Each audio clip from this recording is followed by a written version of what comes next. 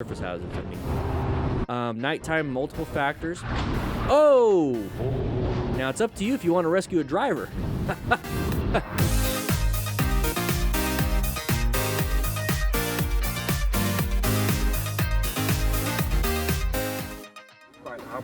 In this case, the biker witnesses an incident where the driver's impatience ends badly. Okay, don't back up into me. An interview, because I'm... Okay. Oh! Hell! Could have been bad. How come you didn't see the big white vehicle? Yeah, no, I'm not joking. Because there's DumDum drivers out of here. DumDum drivers out in here. She's gonna have to pull up. Yeah. Alright, Oh, he actually did impact. You're alright, sweetheart. He went to rescue another driver. I like this guy. Scotty Two Wheels, I like you. Interview. Scotty Two Wheels, I like you. Oh! So there was an impact. You can see the scraping. Okay. That could have been bad. That could have been bad. I've just witnessed an accident, Mum. Yeah, no, I'm not joking. Where's she going? Where's she going? She's probably just turning around. Just got a little weird. Oh, yeah. So they're gonna pull over. He's gonna check up on this this driver, rescue them if they need to. Lots of panic. It's my car. I wish it didn't get hurt, but did a good job. Did a good job. Sweetheart. Just checking up on other humans. I like it. Here we go. Moto Valar. Truck almost runs over cyclists. No buenos. We're going to go 65 plus. Nice straightaway, whatever. You know, interstate speeds. Could be it. We're in a nice position for safety, so then we could swerve to the right on the shoulder. Good vision. No real issues with space cushions up ahead. We're slowing down now for some reason. Did anybody behind us? No. Uncommon thing in a common situation. Oh, no. Okay. Remember, it's cyclists. I thought they were on the ground. They got you go when walking. Whoa. White staged. White staged. A white staged driver can kill people very easily. A white staged motorcycle rider can kill themselves very easily. Good job on this rider for being yellow stage. All right, let's see what happens, everybody. All right, so we're riding on the interstate. Only real issues are merging issues out here, you know, blind spots. Right now we don't... Both the bike and the driver showed how to not react and what behavior on the road should be avoided.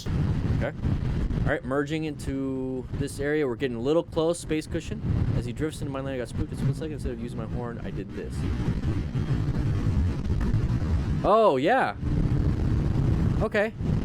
So we hit his mirror. For a non-issue. Oh, your governor kicked in because you tried to speed away. Okay. All right. So let's see. A non-issue where you just kind of, you know, switch lanes escalates the situation. Yeah. So this is where the law of gross tonnage is. Now you're not going to be fighting this too much, are you? You're gonna try to escape this because it's dangerous, right? Now you got somebody acting like an idiot towards you and hitting you, almost running you into the van. Now you probably got massive damage to your bike, and it's kind of scary. So you're gonna have to escape this person with a governor on your bike. Wow. Yeah. I failed to notice he turned his headlights off and was approaching me. Yeah, so you never know who you're going to be antagonizing and escalating. So what we're going to be doing... Yeah, the van is absolutely wrong. The van is acting like an idiot. I'm not saying this motorcycle rider deserves this. I'm saying this van is acting like an idiot. What I'm saying is how can we prevent some of this stuff with some preventable things? Because now we're focused on trying to escape a dangerous situation, and we have to go into a dangerous situation to do that. We're speeding, we're lane filtering, we're doing some crazy things. And it's like, you know what? This is what typically people see. It's just this part of, you know, the road rage. And it's like, oh man, this guy's acting dumb. Why is he trying to kill me? Why is he trying to hurt me? You never really go back to the root cause. And that's part of root cause analysis. Like, well, what caused this chain of events to happen in the first place? It's not necessarily what's the last 2 or 3 chain of events, because those are the ones you definitely remember because you're going into a dangerous area or it's just the most frequent. Okay. So we're going to get into this. And we're going to look at exactly what caused us, as the motorcycle rider, react to to what punch a behavior on mirror. the road should be avoided. Okay, so right here. This is a good space cushion. We're planning a ride. We have good vision going down here.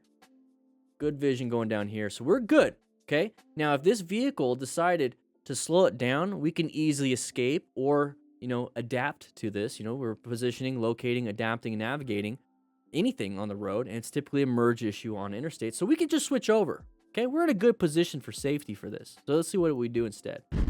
So now it's getting closer and closer and closer. Our space cushion has been, you know, gotten smaller, right? We can't do much in this space cushion. We can't see around it now. So now it's up to us to switch over into the next lane.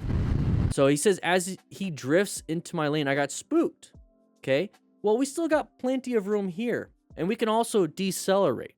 So now we have good line of sight. We're in a good position. We're staggered. We can decelerate, increase that space cushion while maintaining a good line of sight, or we can accelerate out of here utilizing lane position 2. But we didn't do that. We got spooked. And usually when we get spooked, usually when we get agitated like that, we start to take it out in a negative way. So nothing happened to us, but it was enough to cause us to punch the mirror, and it escalated into something bad that could have been a lot worse. So how about we don't do any type of road rage? How about we just anticipate these things? We plan better. Right? All right. Riding around And apparently in a New York City, trouble from the very beginning. lots of roadside hazards, or roadway users. Road surface hazards, I mean. Nighttime, multiple factors. Oh! Now it's up to you if you want to rescue a driver. I probably would. It was a really low mechanism. I don't think anybody really got hurt on that. Let's still turn around and get a good look and see what's up. Is that it? Is there more? Be very careful when it comes to any dum-dums on the road. If you witness this, a dude coming up right next to you, move over as best you can and let the dum-dum get in front of you. Because dum-dums, when they're in front of you, you can witness the dum-dums.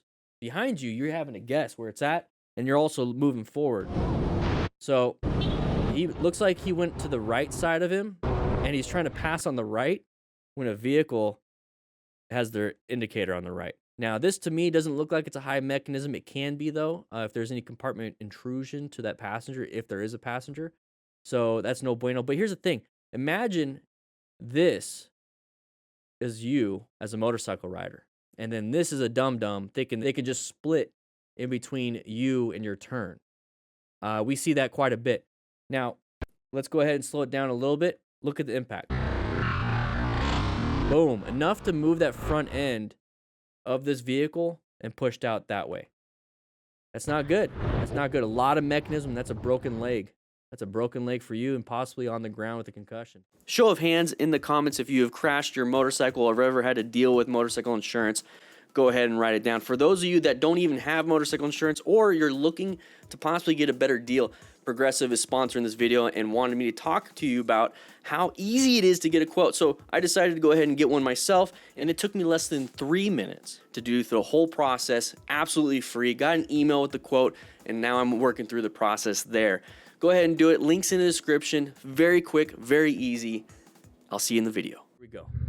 Honda's traction control definitely works. Okay, let's see what happens. Ooh, good job. Is this a Rebel? She's sorry. She put her hand up. That's not a Rebel.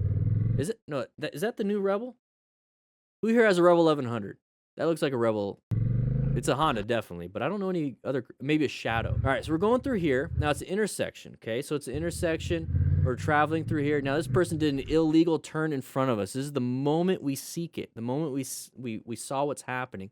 Now, there's only two things we can do. Slam the brakes right now and dump the bike. Or accelerate and try to swerve. There's not much. We're in the middle of a turn. We're already going pretty fast because we accelerated through the turn. And that right there, good job seeing it ahead of time, 18 miles an hour, and swerving to the right. Now, yeah, we had to look because it was kind of weird that the person came out. But the one thing I do like is that I didn't panic and fall down right here. Okay? Are you out of your mind? So there's that signal of, whoopsie, I am sorry, with the hand up. God. And there you go. Move on with your day. Absolutely love it. I use my phone mount for that specific reason. I think that is a rock form mount. Looks good. There we go. Lord of Bloom riding through here, blurring out the speedo. Once again, he has cataracts in this spot right here. Jonathan, welcome to the crew, baby. So everyone's in a good spot. Look at this turn. Very sharp turn, so slow it down. Low side. Hit the head. He hit his head, but has a helmet. So that could have been part of your ear on the ground now. Could have been your scalp. A little bit of scalpage. You're going to look like me. Just on the right side. You're not going to look like me everywhere. I mean, that's... You good? My friends in this program. Ain't going to do that. All right. Help him up. Good, good, good. Now, watch out for traffic. That's a big concern. Everyone's got full gear. Very good. Very good. Full gear. So it mitigated as much damage as possible. Okay. So this right here, now think about it. Maybe we're trying to keep up with our riders up front. Maybe we're trying to have fun with our buddies and maybe just maintain this line. You can slow it down. This person with the camera is going to modulate their speed for you. Okay. And this is also very important on why we have our Cardos, but you can use any Bluetooth system. Hey, we're affiliated with Cardo, but grab a Bluetooth system that works for you. Here's the thing. We offer a discount with the link in the description. We use Cardos because we actually like them. And the mesh system and the app is actually really good. So communication with them, like, hey, I'm slowing down, slowing down, slowing down, slowing down. And right here, this is when we're starting to go in. Look at that body position. Look how much lean angle we have on that bike. We just leaned the bike too far. Exactly, Gator. Leaned the bike way too far. Now, when we talk about body position, look how far that bike went. So when we talk about body position, what that is doing... Oh, I told you guys, my back is destroyed right now. Okay, I have no pants on. Here we go. Right here, we're turning the bike, and we're turning the bike, and we're turning with the bike, and we're leaning the bike all the way down. When it comes to body position, we try to keep the bike up here as much as possible. Try to keep it up here as much as possible, and we're able to get into the turn. Now, we can turn the bike a little bit, but we're not going with the bike the whole time. So the goal with body position is to move the body so the bike, see how the handlebars are still straight? Is to move the body into the turn. That leaves more tire on the ground because we have the bike straight up and down. We have our suspension moving like it's supposed to. So when we see something like this, I see a beginner, which is absolutely fine. You can make these turns without massive body positioning if you just go a little bit slower. You could, if you take this slower, you could do this body positioning because you won't be needing this much lean. So this is what you call a low side. Now with mechanism of injury, there's that knee, there's the shoulder, and there's the head. That impact might not look like much because we see a lot of crazy impacts on this channel. That's a lot to give you. That could give you a concussion. That's going to give you a headache, at least. So we're going to be sliding around. There's the abrasions and a little bit of impacts. And he's okay. Very good. We don't have to rescue him. We just help him out, make sure he stays safe, and then move on with our day. Now, communicating with our buddies up ahead. Hey, I crashed. The dynamic mesh system that you have, the Cardo that you have, would be able to reach them. So they would turn around. So help him pick it up. This guy has full gear on. Very good. Got a little fanny pack, which I love. Guys, if you like this kind of stuff, we do this every Tuesday and Thursday on this channel at 3 p.m. Mountain Standard Time live.